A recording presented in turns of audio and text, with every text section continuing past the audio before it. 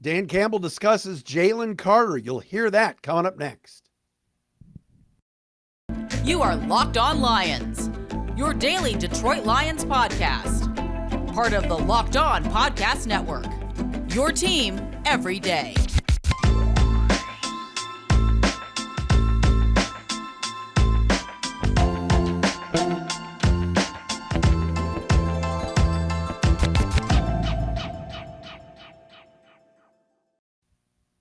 What's going on, everybody? Matt Dery with you. It is a Tuesday edition of Locked On Lions right here on the Locked On Podcast Network, your team every day. Matt Dery with you on a Tuesday, March 28th and a Wednesday, March 29th. Thanks for checking us out, making us your first listen each and every day. And don't forget, you can subscribe and watch for free each and every day on the Locked On Lions YouTube channel. Coming up on the show today, Dan Campbell spoke for about 25 minutes at the owners' meetings this morning in Arizona, touched on a bevy of topics, including Jalen Carter.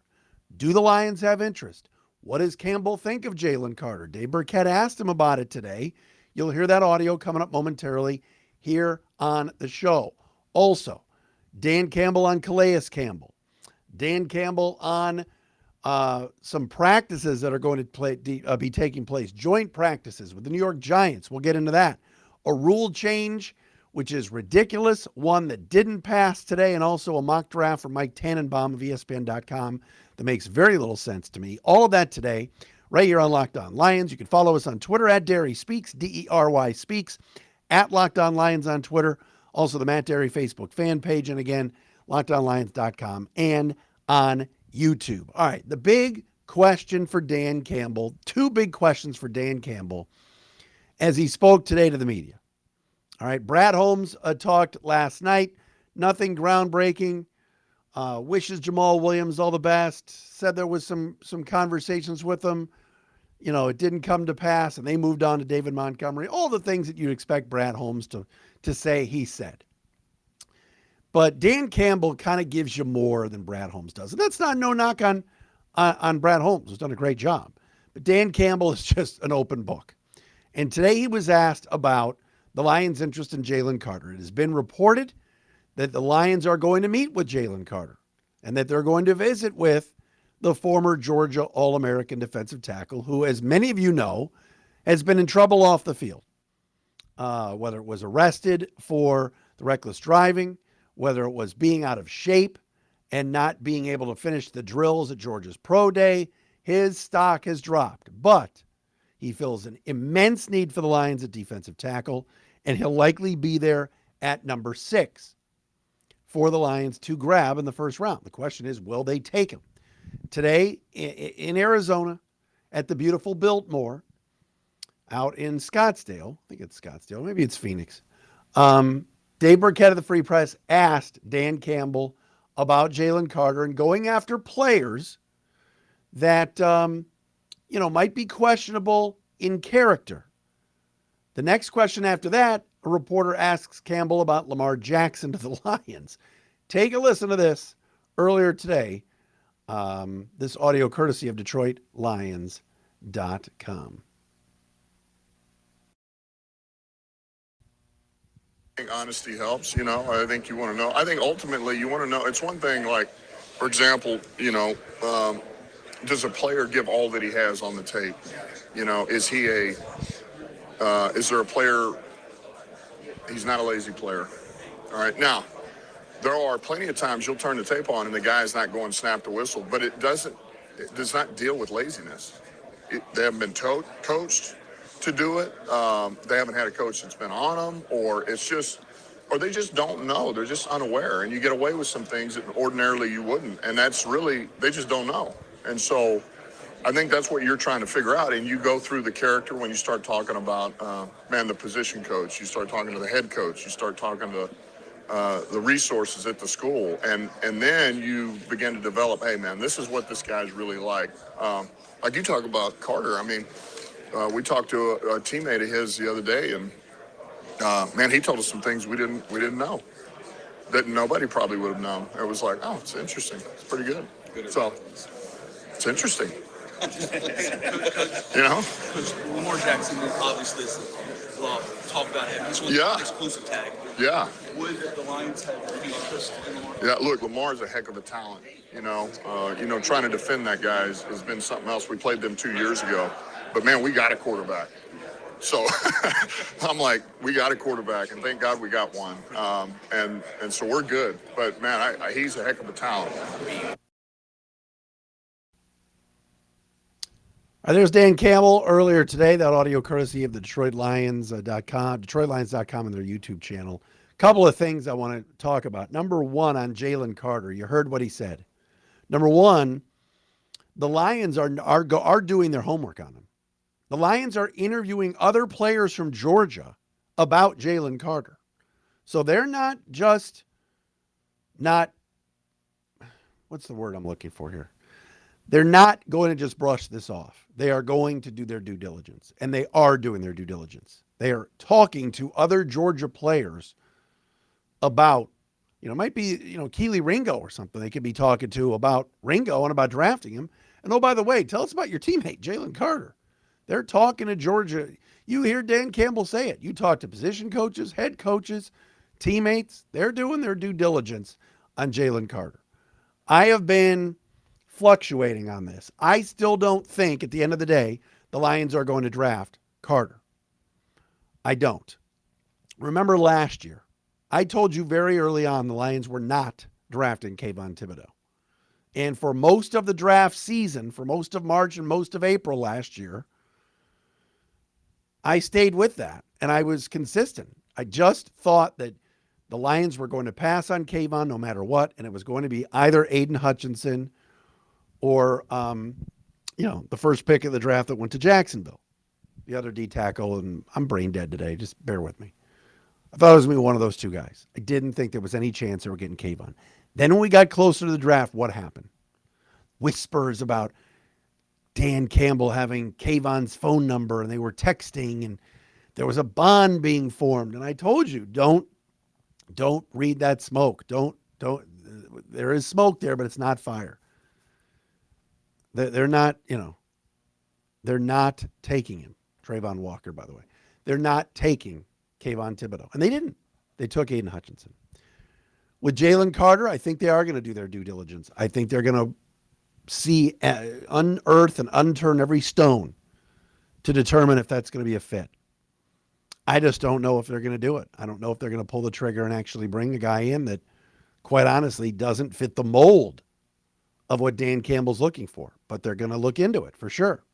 What I thought was interesting was Campbell said, we heard some interesting things about him from his teammates. And Burkett said, good or bad? And he went, interesting. The next question was the Lamar Jackson question, which finally we can squash.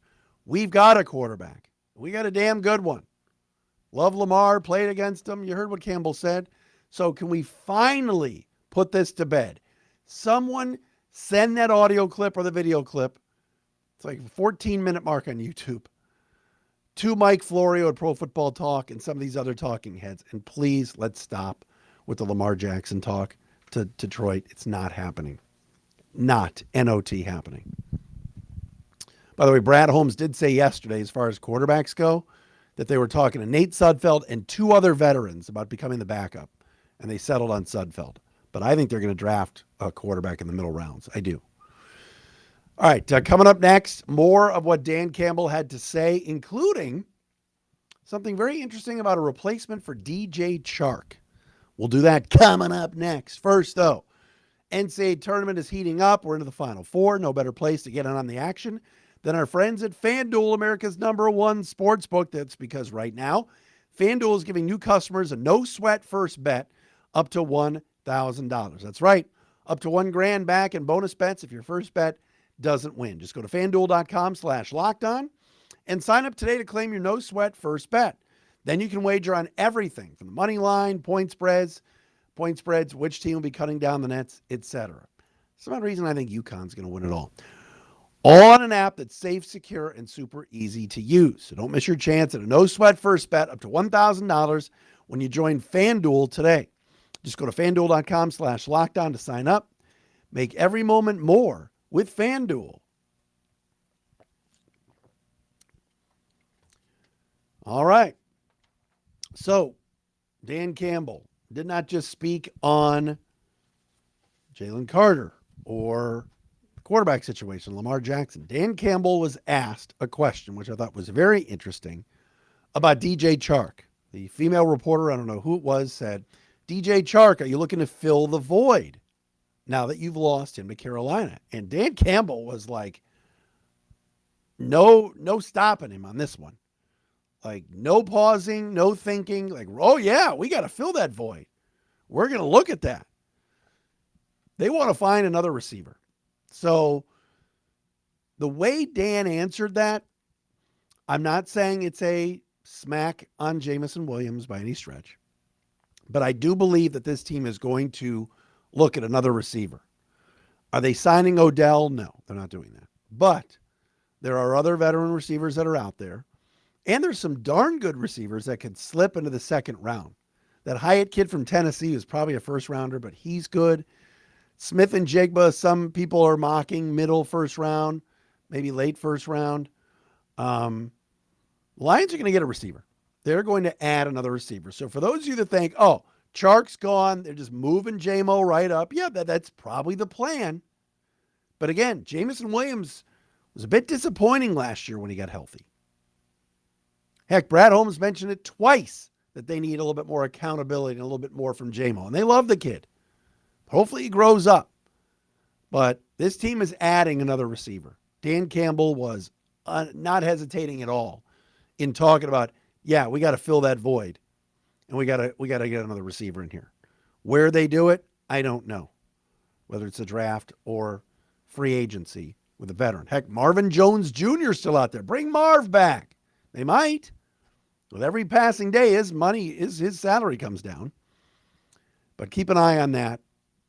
Campbell's answer struck me very quickly. He's like, "Oh yeah, we love Chark, but they got to fill that void," and I think that they will. Campbell also mentioned today that the Lions will be playing the New York Giants in the first exhibition game coming up in August, and they will have a joint practice with the Giants in the first week. Now, the NFL has told teams they would prefer that they do these joint practices in between week 1 and week 2, or in between week 2 and week 3 of the preseason. Dan Campbell said they've already scheduled this. So the Giants, I believe the Giants are coming here again. So the Lions will be doing joint practices with the Giants once again, which I think is great. I love getting an opportunity. Last year, the Lions learned a lot and got better with doing joint practices with the Colts in Indianapolis a year ago, if you recall. Remember that first day when the Lions got just slaughtered by the Colts in practice? Campbell gave it to the guys a little bit. And they came back the second day, and they grew as a team. So I love that the Lions will be practicing with the Giants. Also, we mentioned this yesterday on the show, but free agent, defensive tackle, defensive end, can kind of play both spots. Calais Campbell is going to meet with the Lions reportedly on Thursday. Dan Campbell confirmed today that the Lions are going to talk to Campbell, who, of course, has had some great years, whether it was Baltimore or Arizona. Campbell said, quote, today, a lot of respect for the big man. He's a force to be reckoned with, end quote. So the Lions love everything about Calais Campbell. You could hear Dan Campbell today talk about it. This is a guy that, yes, he's 37 years of age, but he can still get to the quarterback, still set the edge, still stop the run, and he could be a great leader on that defense and teach some of the younger guys, Liam Mills, James Houston's, guys like that are just so young. And remember last year, even though he never played and he was a kind of a bust, Michael Brocker, Calais Campbell fits. And I know some people go, why would you possibly sign a 37-year-old defensive lineman? Why not? He can play. Wherever Calais Campbell has gone, he's performed. He's not the same player as he used to be 10 years ago. Of course not. But he's really good. Really good. So I would love that. And Dan Campbell endorsed that kind of in a big way today. So I thought that was pretty cool for sure. Two other notes here. I'll do a mock draft in a second that I saw today, and also rule changes. Today, the NFL did not pass a proposed rule of instant replay on roughing the passer. Let me get this straight. This league passed a rule today that players can wear the number 0. Calvin Ridley is going to wear number 0 for Jacksonville. Ooh, number 0. We can pass that stupid stuff. I'm sore. But we can't pass the number one thing that is needed as a sports fan for me is this awful roughing the passer call. We still can't review that? The head referees this year did a lousy job on roughing the passer. They threw their flag way too much. It has turned into a game of touch football with these quarterbacks, and some of these officials overstepped their bounds and through some just erroneous and miscarriages of justice, to use a Gorilla Monsoon phrase. Shout out to WWF Wrestling, WWE, but you know what I mean. And those need to be reviewed. They should be reviewed, and it didn't pass, and I don't get it. I know it's a judgment call. I know it's not something like 2 feet down or reviewing a touchdown or a turnover. But my goodness, how many times did we see this year just a ridiculous call where a defensive lineman or a linebacker or whatever came in and hit a quarterback? Yeah, he hit him hard, but they called it roughing the passer when it wasn't. And I think if the NFL is going to utilize replay and slow these games down, you got to add that to the mix. It's a tough job being the head referee standing behind the quarterback and watching this go down because it happens so fast. But in slow motion and with replay, to see that a guy just drives his shoulder in, takes a quarterback down, doesn't slam him down, doesn't personal foul him, and these refs are like, ooh, throwing the flag. That should be reviewed. I cannot believe that we're going to have a rule for you're allowed to wear number 0, which is the dumbest thing ever. But they can't pass this one. That's disappointing to me. Very disappointing. All right, a mock draft that I think is absurd from Mike Tannenbaum from ESPN.com, the former Jets GM. We'll do that coming up next. The Built March Madness bracket, though, is here. We know you have a favorite Built bar or Puff, and now's your chance to make it count. Go to BuiltMarchMadness.com to vote for your favorites at Built Bar. You know I'm going to be voting for the Cookies and Cream bar. That's my favorite. If you want the Lions to win, then you'll be voting for that bar too. Support your team. Let's go Cookies and Cream with the Lions and support your bar or puff. And when you vote for your favorite bar or puff, you'll be entered into a drawing where 50 lucky Locked On listeners will get a free box of Built Bars or Built Puffs. It's awesome. Not only that, but Locked On fans will win a 12-month subscription to Built to have Built's best bars or puffs delivered monthly straight to your door. You got to try Built Bars. They are fantastic. They taste great. I ordered a box of this new one today with peanuts and caramel in it. I'm excited. I've seen the mint brownie puffs. They are awesome, 100% dipped in chocolate. They're the best. Run to BuiltMarchMadness.com right now to vote for your favorite bar or puff and pick up a box while you're there. You can vote every day in March, so hop in and support your pick. All right, so I saw this mock draft today at ESPN.com from Mike Tannenbaum, the former Jets general manager who's now an ESPN NFL analyst. The first 2 picks, he's got Bryce Young to the Panthers, C.J. Stroud to the Texans. Will Anderson is number 3 to Arizona. At number 4, he's got the Colts taking Will Levis over Anthony Richardson. Then at number 5, he has Seattle drafting a quarterback. It's Anthony Richardson, right? Nope. Hendon Hooker from Tennessee. He has him going number 5 and ahead of Anthony Richardson. Remember, Hendon Hooker is 24 years old and coming off a torn ACL. I like Hendon Hooker, but not at 5. Not at 5. So Tannenbaum picks Tyree Wilson at 6 for the Lions, the edge from Texas Tech. He writes, quote, the Lions allowed the second most yards per pass last season and ranked 20th in sacks per dropback. They've added Cam Sutton, C.J. Gardner-Johnson, and Emmanuel Mosley through free agency, and I thought about another defensive back here. But Wilson had an outstanding career at Texas Tech after transferring from Texas A&M and logged 14 sacks over the past 2 seasons. He's long and plays with heavy hands. Wilson paired with Aiden Hutchinson provides Detroit an outstanding duo of pass rushers for the next decade. Now remember, Wilson is definitely realistic at 6 for the Lions, and there's been some late injury concern on him. Then at number 18, Mike Tannenbaum has the Lions taking Jalen Carter from Georgia, having him slide all the way to 18. How about that? Tannenbaum writes, quote, Detroit performed poorly in the number of defensive categories last year, including bottom 3 figures in passing yards against per attempt, rushing yards against per attempt, and opponent third down conversion rate. I got the Lions an edge rusher earlier, but I'm not done building up this D-line. A team with multiple first-round picks can take a calculated risk. Carter is just that. He pleaded no contest to misdemeanor charges of reckless driving and racing after an arrest during Combine Week, and he appeared out of shape at his pro day in mid-March. But despite just 6 sacks over the past 2 seasons, his talent is on another level, and this could end up being a great pick at 18.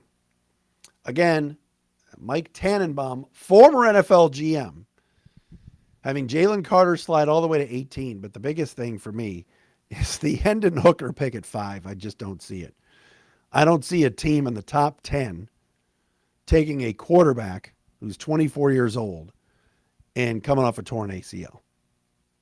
I just don't see that. But again, that's one man's opinion, and that's Mike Tannenbaum, the former general manager of the Jets. Thanks for checking us out for free on YouTube and subscribing to our Locked On Lions YouTube channel. We are back again tomorrow.